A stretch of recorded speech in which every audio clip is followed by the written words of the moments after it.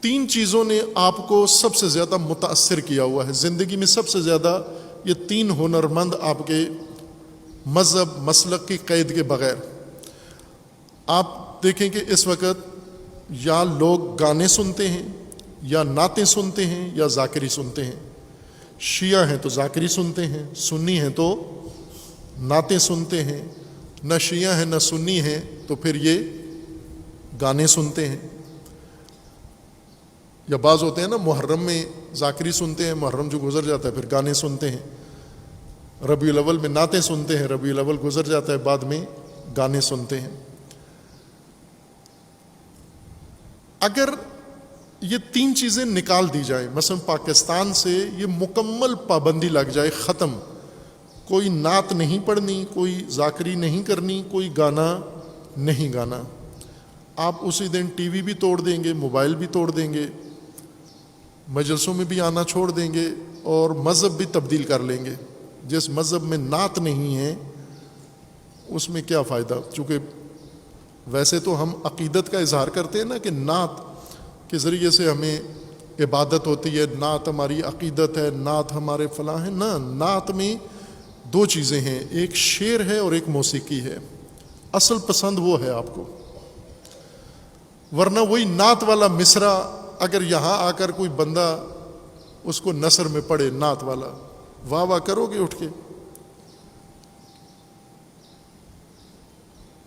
نعتیں یاد ہیں نا آپ کو؟ یا نوحہ ہے، نوحہ ہے، اس کے اوپر ہم متاثر ہوتے ہیں، احساساتی ہوتے ہیں، جذباتی ہوتے ہیں، ماتم بھی کرتے ہیں۔ یہی نوحہ آ کر ایک آدمی کتاب کی طرح، جیسے یہ کتاب ہے، امام علیہ السلام نے فرمایا صدقت للہ الامر من قبل ومن بعد وکل یوم ربنا ہوا فی شان، اس طرح سے کوئی نوحہ پڑھے، کیا ہوگا آپ کو؟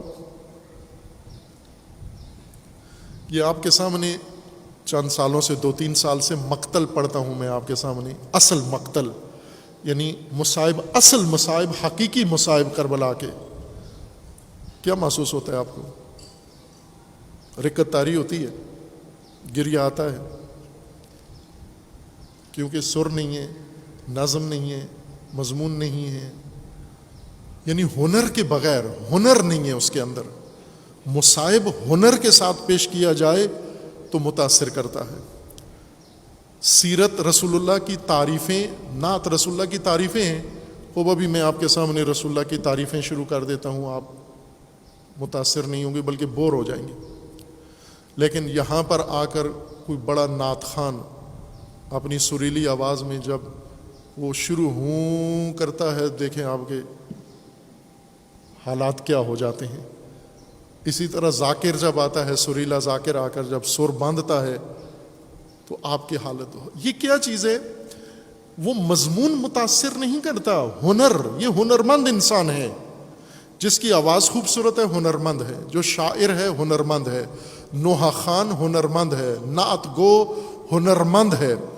عموماً شاعر جنہوں نے نعتیں لکھی ہوتی ہیں وہ پڑھتے نہیں ہیں، چونکہ ان کی آواز نہیں ہوتی، شعر ان کا ہے، آواز کسی اور کی ہے۔ وہ شاعر خود آ کے اپنی نعت پڑھیں، اس کو محفل سے ہی نکال دیں گے کہ تجھے کس نے بلا لیا بابا، جا تو ادھر ٹائم ضائع کر رہا ہے۔ دوسرے کو دیں گے ٹائم، مائک اس کو دے دیں گے کہ آپ پڑھیے جی، انہی کی نعت آپ پڑھیے، چونکہ یہ شاعر ہنر شعر ہے لیکن آواز اور موسیقی نہیں ہے اس کے اندر۔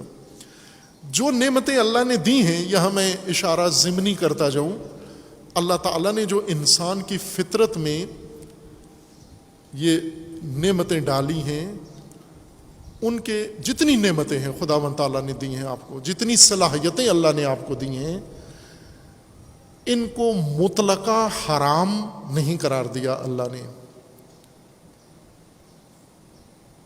خوبصورت آوازیں ہیں، یہ مطلقہ حرام نہیں ہے، چونکہ اگر یہ مطلقہ حرام ہوتی تو پھر یہ آواز دینا عبث ہے۔ یہ فطرت میں، انسان کی پیدائش میں خوبصورت آواز رکھنا ہی عبث تھا، غلط تھا۔ آواز خوبصورت دے کے پابندی لگا دے کہ خوبصورت آواز میں بولنا نہیں ہے، تو نے ہمیشہ کرخت آواز میں بولنا ہے، ہمیشہ بدی آواز میں بولنا ہے، یہ تو حکمت الہی نہیں ہے۔ یہ آوازیں ہنر ہیں، ہنر اللہ نے دیا ہے۔ یہ شاعری ہنر ہے، یہ اللہ نے دیا ہے۔ جو ہنر آپ کو اللہ نے دیا ہے مطلقہ حرام نہیں ہو سکتا، اس کے حرام کے موارد ہیں، مواقع ہیں، یہاں پر حرام ہوگا، یہاں حرام نہیں ہوگا۔ اب یہ فقہا کا کام ہے، چونکہ حرام و حلال کے متخصص ایکسپرٹ وہ ہوتے ہیں، لیکن اب فقہا شروع سے ہی کہہ دیتے ہیں کہ بالکل غنا حرام ہے، آواز سریلی نکالنا ہی حرام ہے۔ اب یہ تو انسانی فطرت کے خلاف آپ بات کر رہے ہیں۔ یہ اللہ نے کیوں رکھی ہے خوبصورت آواز اتنی؟ بلکہ قرآن پڑھنے کے بارے میں ہے کہ قرآن اتنا خوبصورت پڑھو کہ دیکھنے والے سننے والے جذب ہو جائیں، بدی آواز میں نہ پڑھو۔ آذان بدی آواز میں آذان نہ دو، خوبصورت آواز میں، شعار ہے، اس کو خوبصورت دو۔ وہ لطیفہ تو سنا ہوا ہے نا آپ نے کہ وہ کاروان حج میں حاجی صاحب تھے، ان کو اذان کا بڑا شوق تھا۔ بعض ایسے بے سرے ہوتے ہیں، انہیں بڑا شوق ہوتا ہے کہ اذان ہم دیں۔ ایک آبادی میں جا کے رکے، آبادی والوں کو انہوں نے اصرار کیا جی اذان ہم نے دینی ہے۔ انہوں نے کہا مہمان ہے احتراماً کہہ دو اذان۔ جو ہی اس نے اذان دی، اذان کے بعد تھوڑی دیر کے بعد ایک غیر مسلم آیا پھولوں کا گلدستہ لے کر، جی اذان کس نے دی؟ انہوں نے بتایا یہ حاجی صاحب نے دی۔ اس نے اس کو گلدستہ پیش کیا، شکریہ آپ کا۔ تو کہا کس بات کا؟ کہا یہ اذان کا۔ اذان کا آپ غیر مسلم کیوں شکریہ ادا کر رہے ہو؟ کہا اس لیے کہ میری بیٹی کچھ عرصے سے اسلام کی طرف راغب ہو رہی تھی، میں اس کو روک رہا تھا کہ نہ ہو مسلمان۔ آج آپ کی اذان سن کے اس نے توبہ کر لی ہے کہ میں مسلمان نہیں ہوتی جو اتنی بدی آواز میں اذان دیتا ہے۔ وہ اذان دو، خوبصورت اذان دو۔ الحمدللہ یہاں جامعہ میں خوبصورت سریلے قاری ہیں، اگرچہ موڈ کم ہوتا ہے ان کا اذان کا، لیکن جب دیتے ہیں تو اچھی دیتے ہیں، اور دینی چاہیے۔ یہ شعائر ہے، اس کو شعار کو خوبصورت آواز میں پیش کرو۔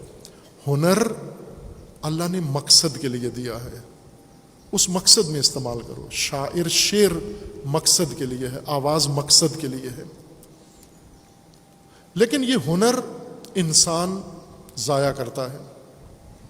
جیسے عالم اپنا علم ضائع کرتا ہے، ہنرمند اور فنکار اپنا ہنر ضائع کرتا ہے۔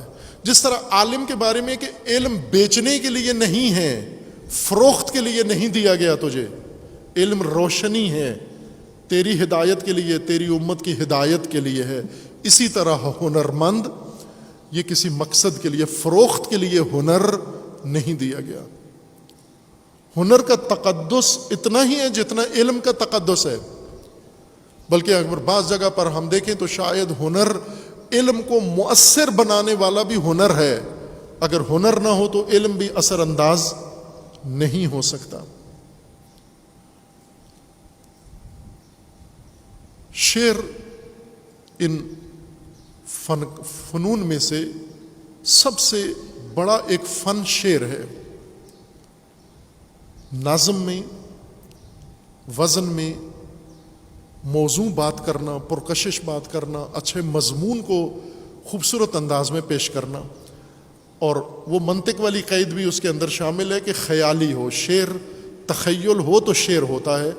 علامہ اقبال کو لوگ شاعر نہیں مانتے، وہ خود بھی اپنے آپ کو شاعر نہیں مانتے، بائی کہ وزن میں اور نظم میں اور قافیہ میں اور ردیف میں کوئی ادیب علامہ اقبال کے پائے کا نہیں ہے۔ علامہ اقبال کے پائے کا کوئی اردو ادیب نہیں ہے۔ فارسی ادب علامہ اقبال کا اتنا اعلیٰ ہے، رہبر معظم کے فرمان کے مطابق، کہ اقبال جب شعر کہتے ہیں فارسی میں، بھائی کہ ان کی زبان فارسی نہیں ہے۔ رہبر معظم نے ایک دلچسپ بات علامہ اقبال کے شعر کے بارے میں کی ہے کہ علامہ اقبال کے شعر میں دو قسم کی فارسی ہے۔ ایک نظم کا عنوان ہے، وہ علامہ اقبال کی اپنی سیالکوٹی فارسی ہے، اور ایک شعر ہے۔ رہبر معظم فرماتے ہیں یہ اقبال کی الہامی فارسی ہے، وہ اپنی فارسی ہے۔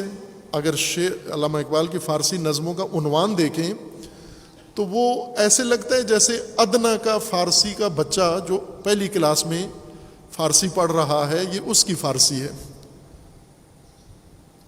لیکن جب شعر پہ آتے ہیں تو بڑے بڑے عظیم الشان شعراء، مولانا روم، حافظ، سعدی، ان کے برابر یا بعض جگہ ان سے آگے جا کر شعر کہتے ہیں. اب یہ شعر، یہ فارسی رہبر فرماتے ہیں یہ علامہ کو الہام ہوتی تھی، یہ علامہ کی تعلیم کا نتیجہ نہیں تھی.